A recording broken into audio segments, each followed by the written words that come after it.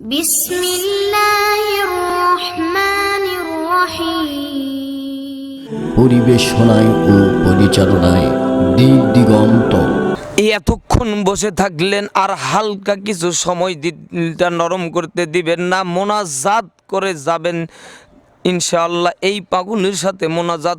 আমার দয়ার আল্লাহ প্রতি বছর এইরকম মাহফিল করায়, বারবার আমি ওয়াজ করব রে বাবা, আপনারা ইনশাল্লাহ আসবেন।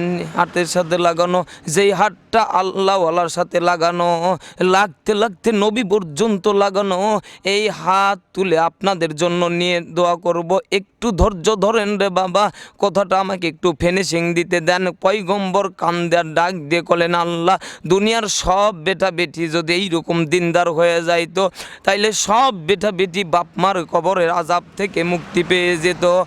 এ বাবাজি, একটু চিন্তা করেন তো দেখি, আমি আপনি কেমন বেটা বেটি হইলাম।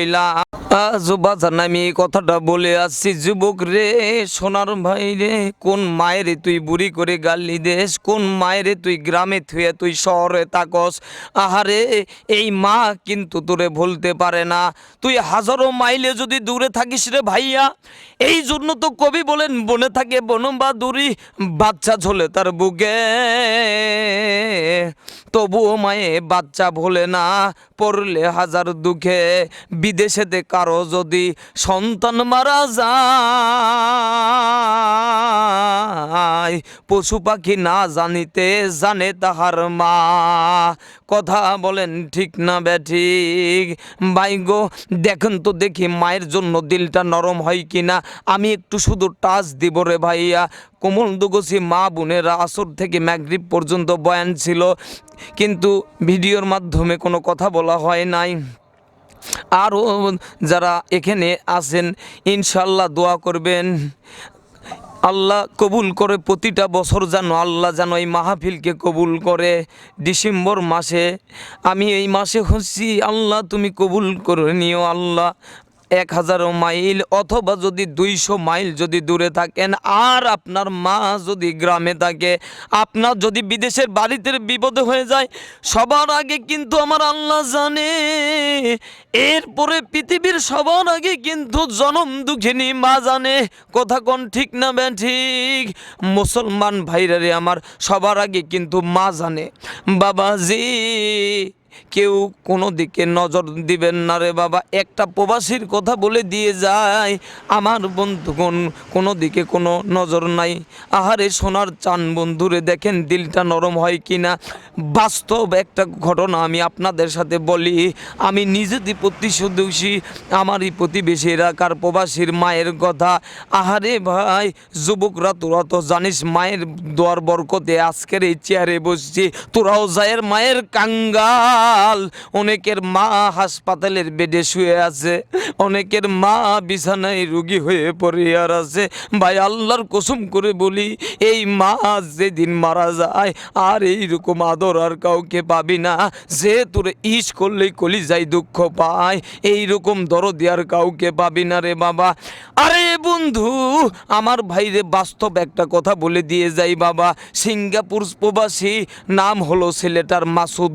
মাসুদ ভাইয়া, এক ছেলে এক মেয়ে, বাপ মা সম্পদ বিক্রি করে প্রবাসী জীবনে বাঠাইপুর চলে গেল, যাতে সংসার আয় উন্নতি বেড়ে যায়। কিন্তু সিঙ্গাপুর চলে গেল ঠিকই, 2-2.5 মাস হয়ে গেল।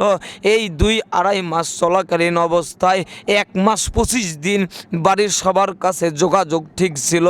মার সাথে কথা বলতো, বাবার সাথে কথা বলতো, কিন্তু হঠাৎ করে বাজানরে 20 দিন ধরে মায়ের সাথে কোনো যোগাযোগ না।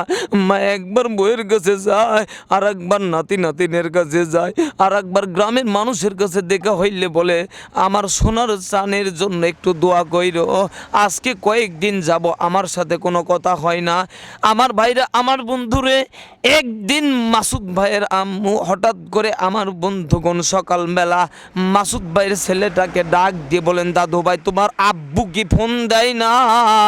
বলে, হ্যাঁ দাদু ভাই, আব্বু তো রীতিমতো ঠিকই রাত্রে ফোন দেয়। বলে, আমার সাথে কেন কথা বলে না?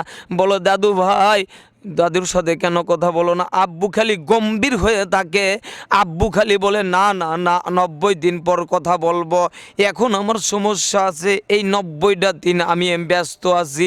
আমি আর মা বুঝতে পারি আমার আব্বার ব্যস্ততা, কিন্তু দাদু ভাই হয়তো ব্যস্ততার কারণে আব্বা কথা বলতে পারে না। মা জননী ডাক দিয়ে বলেন দাদু ভাই আমার বেটা যতই ব্যস্ত থাক না কেন, কালকে ফোন দিলে ফোনটা আমার কাছে নিয়ে আসবা, আমি কথা বলবো। জানো না দাদু ভাই, তোমার আব্বু মাসুদকে নিয়ে আমি একটা খারাপ স্বপ্ন দেখছি। আজকে 20 দিন হয়ে গেল, আমি ঠিক মতন খাইতে পারি না, আমি ঠিক মতন ঘুমাইতে পারি না। আমি শুধু একটু খালি জিজ্ঞেস করবো বেটা রে তুই কেমন আছিস রে বেটা, আমি খালি জানবো বেটা আমার ভালো না খারাপ। দাদু ভাই কালকে যদি তোমার আব্বু ফোন দেয়, তোমার আব্বুর ফোনটা আমার কাছে নিয়ে আসবা। দাদু ভাই ঠিক আছে নিয়ে আসবো। এইবার পরের দিন মাসুদ ভাই যখন ফোন দিল, মাসুদ ভাইয়ের ছেলেটা হন হন করে দাদু ভাইয়ের কাছে ছুটে চললো, মোবাইলটা রিসিভ করিয়া দাদু ভাইকে ডাক দিয়ে বলেন দাদু ভাই এই নাও আব্বু ফোন দিয়েছে। যখনই মা জননী এই মা আমি কেমনে মিথ্যা কথা বলবো, এই জন্য তোর চরমন ফাঁকি দিয়ে এড়াইয়া চলছি, 90 দিন পরে সুস্থ হলে তোর সাথে কথা বলবো রে মা। কিন্তু মা তুই জানলি কেমনে? আমি তো কোনো জায়গায় ছড়াইনি মা। মা আমার পাও ভাঙ্গার খবরে তোরে কে বললো? মাসুদের মা ডাক দিয়ে বলে বেটা রে আমার দয়ার আল্লাহ আমার অন্তর আত্মা জানাইয়া দিয়েছে রে বেটা। বেটা রে আমার মন বলে দিয়েছে তুই অশান্তিতে আসস। মাসুদের মা কান্দের বলে আব্বা আয় বেটা বাংলাদেশে ফেরত চলে আয়, লাগবে না বেটা লাগবে না সিঙ্গাপুরের টাকা আমার। বেটা রে তুই যদি মরিয়া যাস আমারে কে মা বলে ডাকবে? বেটা আমি কার জবান থেকে মা ডাক শুনে কলিজা ঠান্ডা করব? আয় বেটা বাংলাদেশে ভিক্ষা করে খাবো, তোর ওই টাকা লাগবে না।